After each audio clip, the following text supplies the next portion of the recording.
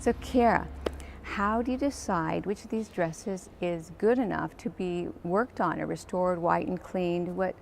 So the process that we have in textile conservation is, with the curator, we'll start looking at kind of a large collection of objects that could be included in an exhibition, and we'll do assessments of all of those objects, and they're assessments for the amount of conservation time required to make them stable for display, and also the mounting requirements, so the types of mannequins that they might be able to display it on, and we look at all of those kind of factors, and then we start to think about how much time we've actually got before the exhibition's going to open, and we kind of have a dialogue with the curator about which are the kind of essential things to include in the exhibition for the narrative, for the story of the exhibition.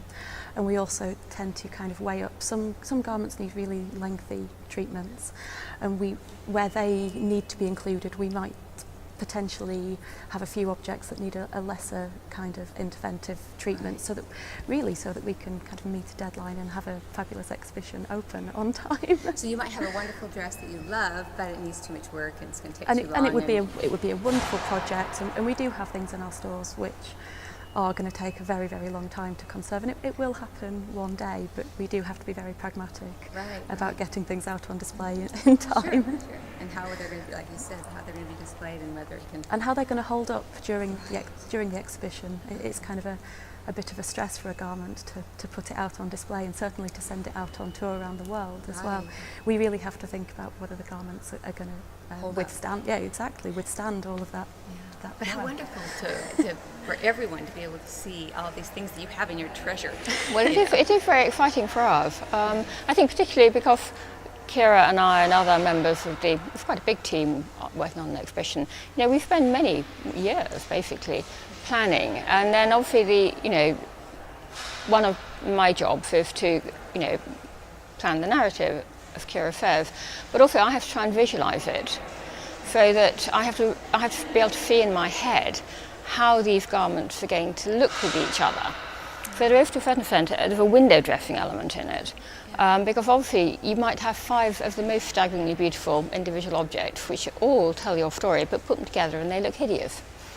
Or put them together and they won't fit in the showcase. Yeah, well, yes, exactly. But sometimes garments just don't work well together. And so in a way you have to be able to visualise it and say, okay, well, my really 3 crucial ones are these, which we can fit into our conservation timetable. And actually the dresses that would make them really shine are these ones. Okay. Because it's terribly important that your showcases look attractive. Because if they look ordinary or boring, if some dresses don't really ping out at you, then your public are just going to wander past. You want to draw them, you've got to lure them to look in your shop window, in your display case. Well, I think this exhibit's been pretty successful, hasn't it? Thank you. Well, it has been very successful, yes.